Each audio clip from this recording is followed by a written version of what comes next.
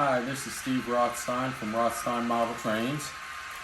I wanted to start with a little explanation of some of the things we're doing.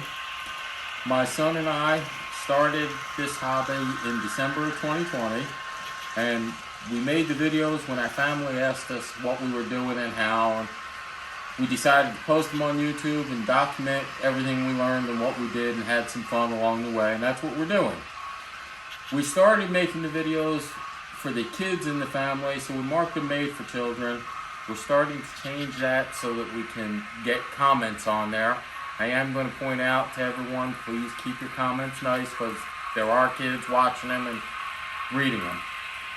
There's this week's lessons. You may remember I started a video a couple weeks ago, showed you how fast the trains were going and how it wasn't really scale speeds. I've been experimenting with them. I learned how to program the speed so that at full throttle they are at scale speeds. And we did that. I learned to program them to help get us much better fine control speed, especially slow speed. And then I learned how to make it consist where you have multiple locomotives pulling one train. And we're going to start by showing you that today. Going to start with the consist and slow speed together. You'll see that this one has, as I mentioned, the two locomotives that are identical models, and I've got nice slow speed control of it, and they're not fighting each other, they're pulling nicely, and it will pull the train around.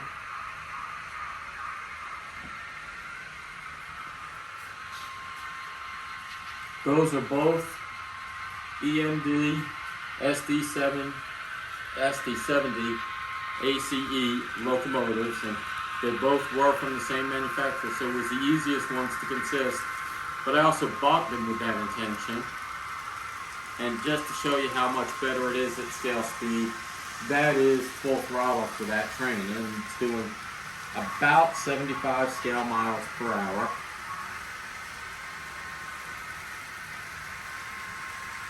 And it does look better, in my opinion, when all of them are doing the same scale speeds, close to what they should be.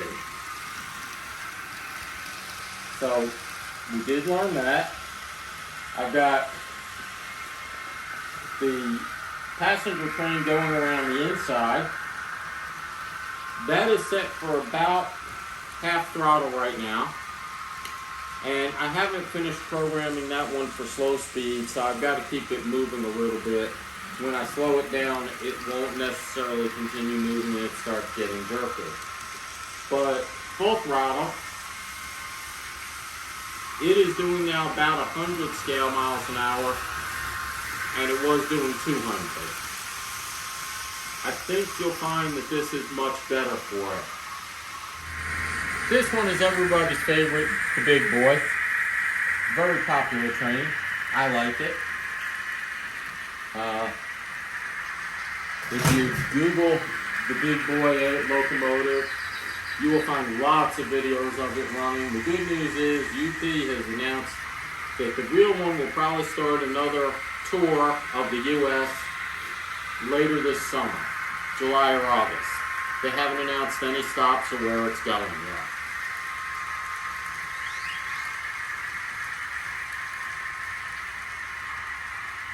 But it came along and runs pretty well still. It did come from the factory set to a good slow speed and a good top speed on it. I trimmed it a little bit, but not much.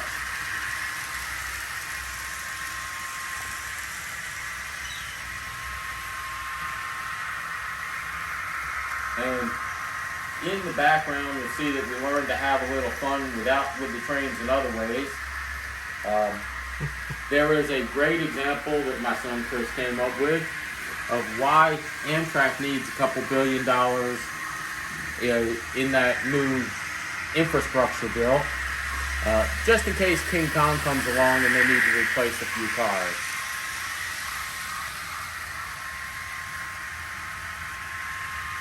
Now, we do have one other treat for you. Once before I mentioned that we were going to look for a locomotive that will give you the engineer's point of view, GoPro. Unfortunately, GoPro had two problems with it, one of which I might have ended up taking, but the other rendered it incompatible. The first problem was the cost. GoPros are expensive. But what rendered it impossible was GoPros are big compared to these trains. We're running N-gauge trains, and that's maybe 1.5 inches high. And if you look at this bridge, there is not enough clearance for a GoPro camera to fit through that bridge. Nothing we could do would make it fit. Turned it sideways, stand it up, it won't fit through those. So we didn't get the GoPro. But we did get a camera that does work. And what we're going to show you is what it looks like for this locomotive's first-person point of view, using this little cube camera that's actually a spy camera or whatever.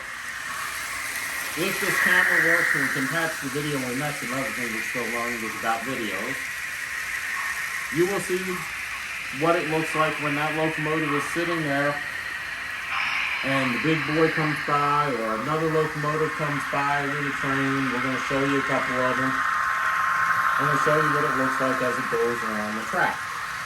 I'm going to start with it now that it's been sitting there going around the track.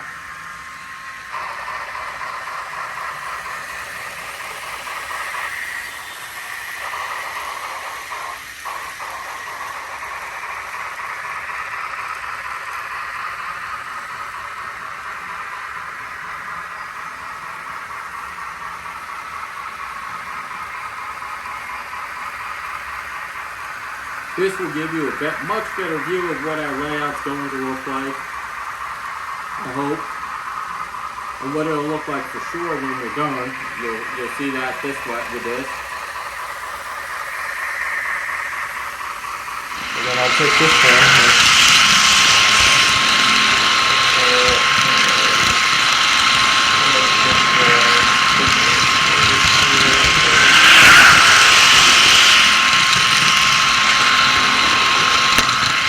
Also the straight line? Yeah.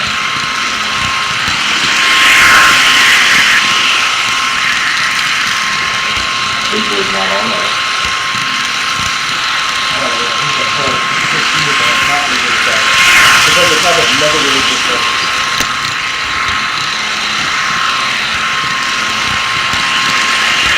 There could be something in the work in that. In the tablet solution, it was nothing in the right signal still. Right, so like right there.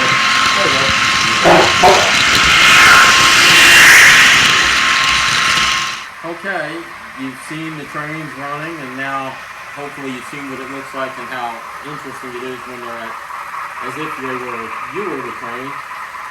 The last thing I want to point out is that we are working on our layout still, and where King Kong is standing is where the city's going to be rebuilt. No, we're not building Tokyo or anything like that, but you can see that we have laid out the trolley tracks around the downtown area. We built the barn that the trolleys will stay in and be kept in. We started laying out some of the buildings and got some more on there. And you have to excuse the mess that we're using the table as a storage for everything while we're working. And yes, we are going to have a nice little mobile home park down at this end. After all, it wouldn't be a rural Texas town without mobile homes. I want to thank you. You can make some comments underneath this if you feel so inclined. I appreciate your following us along. Have a nice day.